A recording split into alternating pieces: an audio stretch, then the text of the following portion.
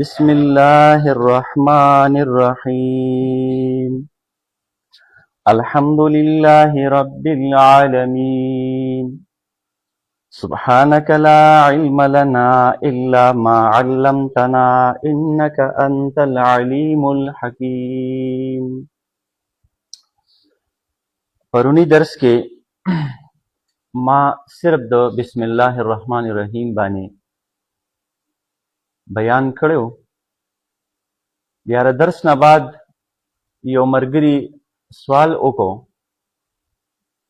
چې دا دلته کې تاسو خو وی چې قرآن کریم کله شروع کې نو تاسو به اعوذ بالله من الشیطان الرجیم وایي، نو دلته کې اعوذ بالله ولې نه دا ذکر شوی؟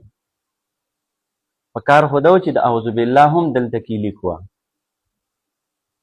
هغه ته وایي چې قرآن کریم آیت دی د نس نه ثابته خبره ده چې کله ته د قرآن درس کې د قرآن تلاوت کې نو ته به اعوذ بالله وایي. فاذا قرأت القرآن فاستعذ بالله، چې کله د قرآن تلاوت کې نو ته به اعوذ بالله وایي. پاتې شوه د لیکلو دلته کې چې دلته یې لیکلې ولې نه ده؟ نو د قرآن کریم چې کوم سورتونه څنګه راغلي دي او کوم ځای ذکر کړی دی پیغمبر صلی الله علیه وسلم چې دلته کلمه ولیکئ نو هلته یې کلمه لیکلې ده. چې کوم ځای کې نه ده ویلي لکه سورت توبه کې پیغمبر صلی الله علیه وسلم نه ده ویلي نو هلته کې نه ده لیک. په خبره باندې پوه شولې؟ که چا داسې څه قسمه خبره وي نو باقاعده چې کوم دی تاسو تپوس کولی.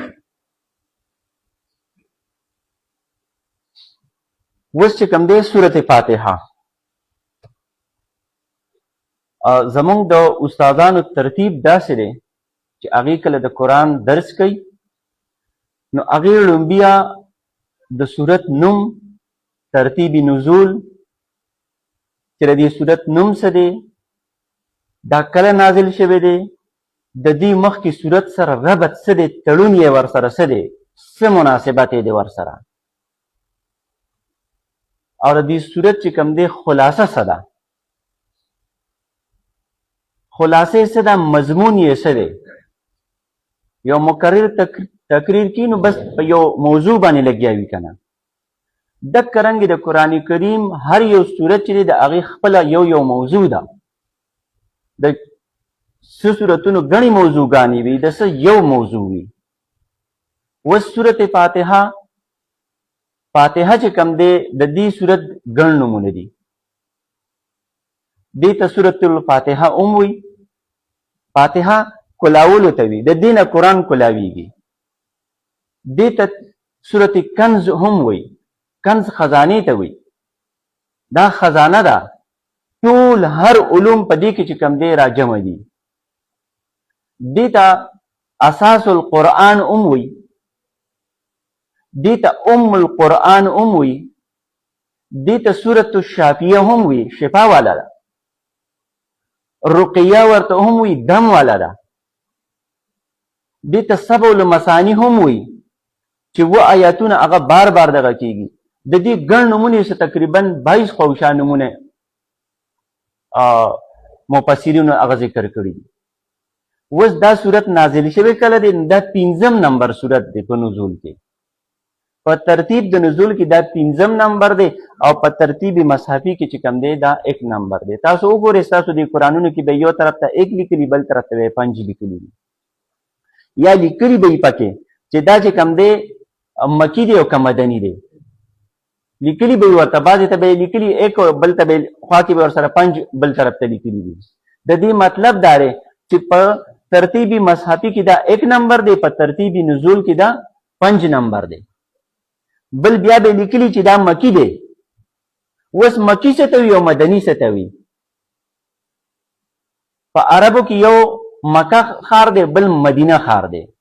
خو دلته کې د صورتونو مناسبت چې کوم دی مکی څه ته وي او مدني څه ته وي.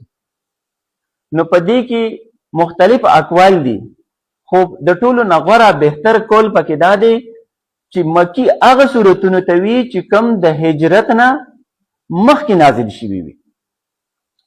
پیغمبر صلی الله علیه وسلم چې کله مدینې ته هجرت کو تر اکه پورې چې کم د نبوت نه بعد کم نازل شوي دي دکې ته مکی صورتونه وي. او مدني صورت هغه ته وی چې کم د هجرت نه بعد نازل شوی وي. مکی څه ته وایي؟ د هجرت نه مخکې نبوت څنګه شروع شو لومبی وحی د هغې نه والې تر هجرته پورې دکې ته مکی صورتونه وي. اوس ټوټل صورتونه خو 114 دي، مکی څومره دي او مدني څومره دي؟ نو 86 چې کم دی دا مکی صورتونه دي او 28 چې کم دی دا مدني صورتونه وي. اوس د دې لږ ونته خیر معمولي دغه بکو په مکی صورتونو کې څه چې کم دی ډیر ذکر کی او په مدني کې څومره څه ذکر کوي. په مکی صورتونو کې زیات تر توحید دی.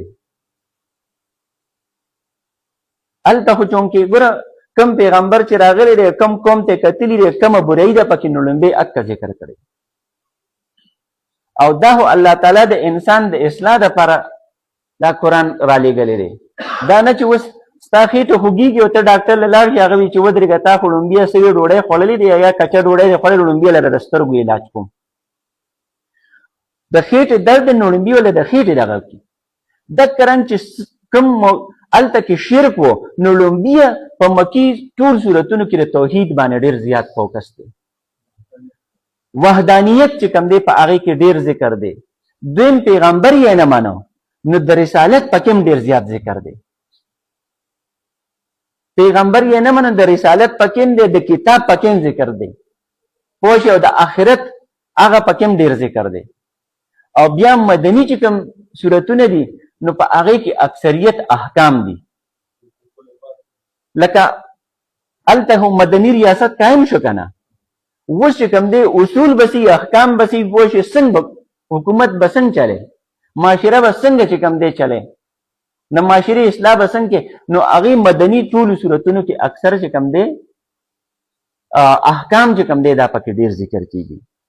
نو دا د دې دوه تر دامن چې کوم دی مین فرق دی.